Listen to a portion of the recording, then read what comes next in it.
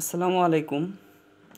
দেখতে পাইছেন ধানের এখনো ফুল অবস্থায় আছে, কিন্তু ফুল অবস্থায় ধানের শীষে এটি কিন্তু চুষা পোকার কারণে হয়েছে।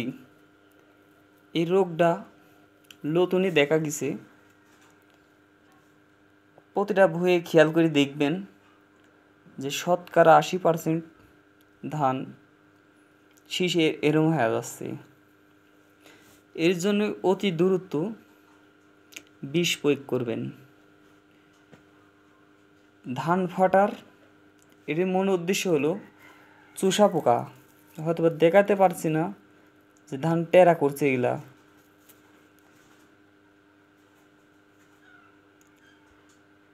এই ধান যদি এরম হয়ে যায় তাহলে অধিক কম ফলন হবে, খালি সিটি হবে বেশি। তো এই সময় ফুল অবস্থায় চিন্তা করবেন যে ডিলারের সাথে পরামর্শ করি ওষুধ ব্যবহার করার।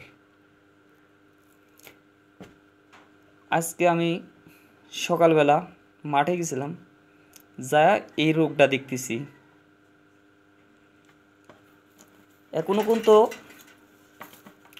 ভুঁয়ে 50% শীষ বের হয়েছে, আর 50% এখনো বের হয়নি, কলকা মাতালিয়া বাড়াচ্ছি। এর কারণই এই অবস্থা। অতি দ্রুত এই রোগের সমাধান করার জন্য বিষ প্রয়োগ করতে হবে। আশা করি যে সিনজেন্টার ব্যবহার করলে রোগ তাড়াতাড়ি সেরে যাবে।